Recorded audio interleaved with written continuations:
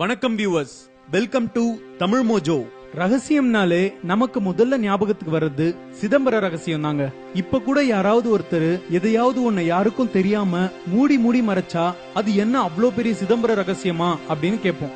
உண்மையில சிதம்பர ரகசியம்னா என்ன, அத பத்தி தான் நாம பார்க்க போறோம்.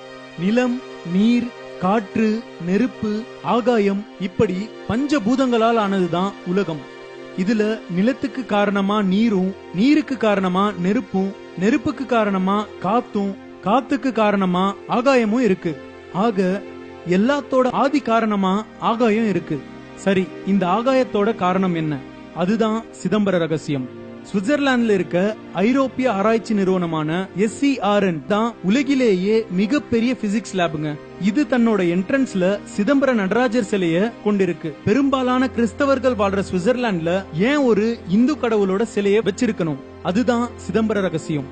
பொதுவா கோயில்ல ஏதாவது ஒரு கடவுளோட உருவத்தை வழிபடுவாங்க, அல்லது மெக்கா, மெதினா மாதிரி உருவமில்லாத அருவத்தை வழிபடுவாங்க. ஆனா உருவமா நடராஜரையும், அருவமா லிங்கத்தையும், அருவமா ஆகாயத்தையும் ஏன் சிதம்பரத்துல மட்டும் வழிபடுறாங்க? அதுதான் சிதம்பர ரகசியம். சிதம்பரம் நடராஜர் கோயிலுக்கு மேல இயங்குற எந்த ஒரு செயற்கைக்கோளும் செயலிழந்து போகுதாம். ஏன்னு தெரியுமா?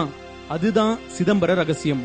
என்னடா கேள்வியா கேக்குறீங்களே, பதில எப்ப சொல்வீங்கன்னு எதிர்பார்க்கறீங்களா? ஏன், எதுக்கு, எப்படின்னு கேள்விகளை கேட்கத்தான் தெரிஞ்சுக்கணும்ன்ற ஆர்வம் அதிகமாகும். உண்மைகளை ஆராய தோணும். சரிங்க, நம்ம சப்ஜெக்டுக்கு வருவோம். சிதம்பர ரகசியம்னா என்ன? சிதம்பரம் நடராஜர் சிலை, கோவில் அமைந்த விதம், அப்புறம் அங்க நடக்கிற வழிபாடு, இந்த மூணும் தான் சிதம்பர ரகசியமா காலங்காலமா போற்றப்படுது. உலக காந்த ஈர்ப்பு விசையினோட மையத்துல தான் இந்த சிதம்பரம் நடராஜர் கோயில் அமைந்திருக்கிறதாம். அதனால தான் இந்த கோயிலுக்கு மேல பறக்கிற எந்த ஒரு சேட்டலைட்டும் செயலிழந்து போகுதாம். அது மட்டும் இல்லாம சைவ சமய அன்பர்களான பஞ்சபூத சிவஸ்தலங்கள்னு போற்றப்படுற காயஹஸ்தி, காஞ்சிபுரம், திருவானைக்கால், திருவண்ணாமலை, சிதம்பரம், இப்படி 5ம் புவியியல் நிலையில ஒரே நேர்கோட்ல கட்டுப்பட்டு இருக்குங்க. அறிவியல் சாதனங்கள் நிறைய பயன்படுத்தப்படாம 5000 வருடங்களுக்கு முன்னாடி இந்த 5 கோயிலையும் எப்படி கட்டினாங்கன்றது இன்னும் விசித்திரமா தாங்க இருக்கு. துல்லியமா சொல்லணும்னா மனித உடல் அமைப்புல சிதம்பர நடராஜர் கோயில் அமைந்திருக்கு. நம்ம உடம்புல 9 ஓட்டைகள் இருக்கிற மாதிரி இந்த கோவில்லையும் 9 வாசல்கள் இருக்குங்க. நடராஜர் சன்னதி மனிதனோட இதயத்தை வெளிப்படுத்துற விதமா அமைந்திருக்கு. உடம்புல இடப்பாக்கத்துல இதயம் இருக்கிறது மாதிரியே இங்க கோவில் கருவறையின் இடப்பாக்கத்திலேயே நடராஜர் சிலை அமைந்திருக்கிறது. அது மட்டும் இல்லாம நடராஜர் இருக்கிற கருவறைக்கு மேல கிட்டத்தட்ட 21,600 தங்க ஓடுகள் இருக்கின்றன. 65,000 தங்க ஆணிகளால பதிக்கப்பட்டிருக்குங்க.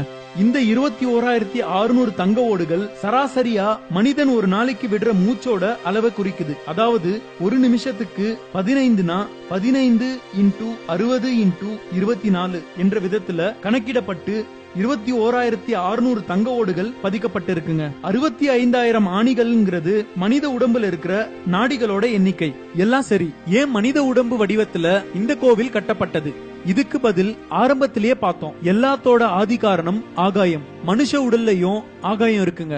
இதத்தான் அம்பரம்னு சமஸ்கிருதத்துல சொல்றாங்க. இதய ஆகாயம்னு சொல்லுவாங்க. அங்கதான் மூச்சா நடராஜர் நடனமாடுறாரு.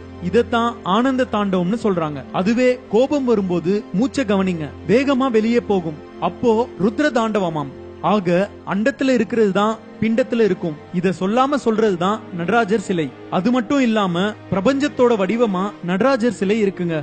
அவரோட வலது கையில இருந்து இடது கால் வரை இருக்கிற அமைப்பு மில்கி வேன்னு சொல்ற பால்வழி மண்டலத்தை ஒத்தி இருக்கு. நடராஜரோட இதயம் அமைந்திருக்கிற இடத்துல நம்ம வாழ்ற சூரிய குடும்பமான சோலார் சிஸ்டம் அமைந்திருக்கு. அவரோட இடுப்பை சுத்தி எப்பவும் ஓடிட்டு இருக்கிற பாம்பு நிக்காம ஓடுற காலத்தை குறிக்குது. எல்லாத்துக்கும் மேல அவரை சுத்தி இருக்கிற வட்டம் பிரபஞ்சம் மாதிரியே கச்சிதமா அமைந்திருக்கிறது. அதனால தான் சுவிட்சர்லாந்தின் ஐரோப்பிய அணு ஆராய்ச்சி மையத்துல பிரபஞ்சத்தோட குறியீட்டாக நடராஜர் சிலை வைக்கப்பட்டிருக்கு. எல்லாம் ஒடுங்குற ஆகாயத்தை இந்த கோயில்ல நடராஜரா வழிபடுறாங்க. நடராஜருக்கு அபிஷேக ஆராதனைகள் நடக்கிறது மாதிரியே தங்கத்தாலான பில்வ இலைகளை செஞ்சு அதை வெறும் ஆகாயத்துக்கு அணிவிச்சு மூலவருக்கு பக்கத்துல வச்சிருக்காங்க. மூலவருக்கு அபிஷேக ஆராதனைகள் நடக்கும்போது அதை இந்த ஆகாயத்துக்கும் காண்பிக்கிறாங்க. 6 கால பூஜைகளின் போது மட்டுமே இந்த தங்க வில்வத்தினால் ஆராதிக்கப்படும் ஆகாயத்தை நாம பார்க்க முடியும். ஒட்டு மொத்தத்துல சிதம்பர நடராஜர் கோயில் அப்படிங்கிறது சிவஸ்தலம் மட்டும் இல்ல, அது பழங்கால விண்வெளி ஆராய்ச்சி கூடமா உலகத்தோட தோற்றத்தை சொல்லி உலகத்துக்கும் தனிப்பட்ட மனித உடலுக்கும் உள்ள ஒற்றுமையை விலக்கி அறிவியலோட எல்லை ஆன்மீகம்னு இன்னும் பல கோடி வருடங்களுக்கு பல பேரோட புருவத்தை உயர்த்த போகுதுங்க. இந்த வீடியோ உங்களுக்கு பிடிச்சிருந்தா லைக் பண்ணுங்க, ஷேர் பண்ணுங்க, உங்களோட சஜஷன்ஸை கமெண்ட் பண்ணுங்க. மேலும் இது மாதிரி பல சுவாரஸ்யமான தகவல்களை தெரிந்து கொள்ள தமிழ் மோஜோ சேனலை சப்ஸ்கிரைப் பண்ணுங்க.